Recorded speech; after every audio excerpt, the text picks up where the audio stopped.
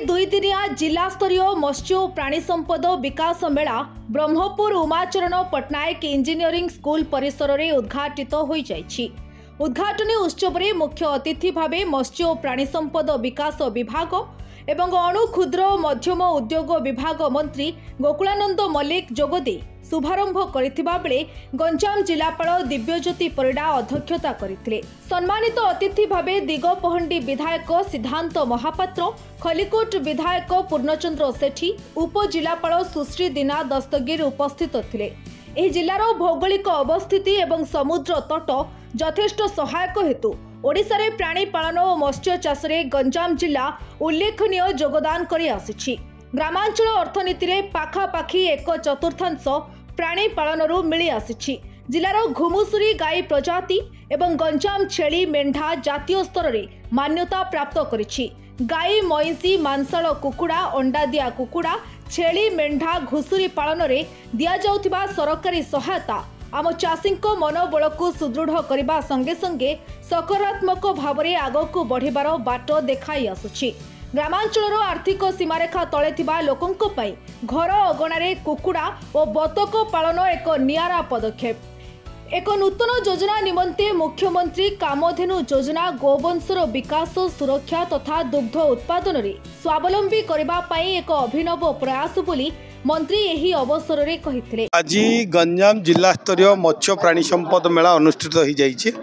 एथिरे मुख्य उद्देश्य रहुछि जे सरकारंकर जो विभिन्न योजना रही, जो मुख्यमंत्री कामधेनु योजना कथा कहतु, मुख्यमंत्री कृषि उद्योग योजना कथा कहतु, मत्स्य पशुपालन क्षेत्र में ओडिशा किपरि भाव में आगक जीव जदि जेहेतु ओडिशा होची गोटे कृषि प्रधान राज्य, तेणु ओडिशार लोक मानक सशक्त स्वावलंबी करने अर्थनैतिक विकास दिगरे अर्थनैतिक विकास करने जो मुख्यमंत्री आज आम प्रिय मुख्यमंत्री मोहन माझी अनेक योजना आनिचंती। एथिरे लोक मानक सब्सिडीर व्यवस्था करा जायछि। जो मुख्यमंत्री कृषि उद्योग योजना रे 1 कोटी टंकार सब्सिडीर मध्य व्यवस्था करा जायछि। आउ जो माने एबे वर्तमान मुख्यमंत्री कामधेनु योजना वर्तमान 2टी गाई देवार मध्य सब्सिडी 60 ରୁ 70% सब्सिडी व्यवस्था करा जायछि।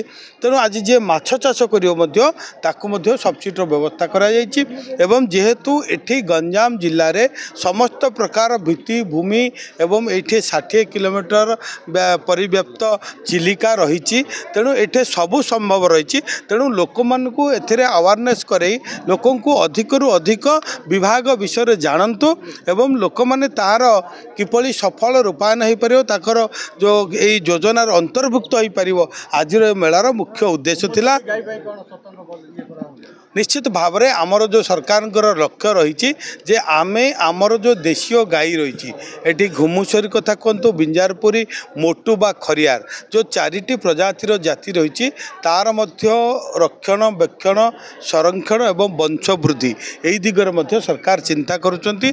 एणु आपाई मध्य आमर प्राणी कल्याण योजना मध्य करा जायछि। आउ तो गुरुत्वपूर्ण विषय कहते रास्ता रे बुलुवा गाई गोरु सरकार पक्ष गौशालार प्रस्ताव रही कि देखंतु आमे वर्तमान जिला प्रशासन को मध्य निर्देश दिया जायछि एवं आमर विभागीय को मध्य निर्देश दिया जायछि जे आज आमे चिंता करिछु, सरकार चिंता करुचंती जेहेतु अनेक असहाय गोरु गाई रास्ता रे बुलुचंती सेमानकर जो रोड एक्सीडेंट होछि ताकू सुरक्षा देबा पई आज आमे पाखापाखि गोटे गोशाला कले 150 गाई जी रखिबो 150टा गाई 52 लाख टंका पर्यंत आमे ताकू सहायता करुचु एवं गोटे गाई को रखिया पाई वार्षिक खाद्यपेय तार जत्न नेबा पाई 20,000 टंकार मध्य व्यवस्था कराए एवं सरकार तरफ आउ गोटे आमे लीज आकार जमी मध्य देबु जे पर्पज ओनली फॉर गोशाला जे आमे गोशाला पर्पज पाई आमे देबा।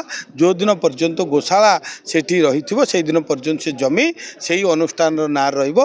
गोशाला ना कले तुरंत से जमी आमर सरकारी खाता को फेरी आसबार मध्य व्यवस्था करे। शेष रे अतिथि माने मेला रे खोला जायतिबा 30 रु अधिक विभिन्न स्टॉल गुड़िक परिदर्शन करथिले। ब्रह्मपुर रु मनोज पंडांक रिपोर्ट, न्यूज एक्स ओडिया।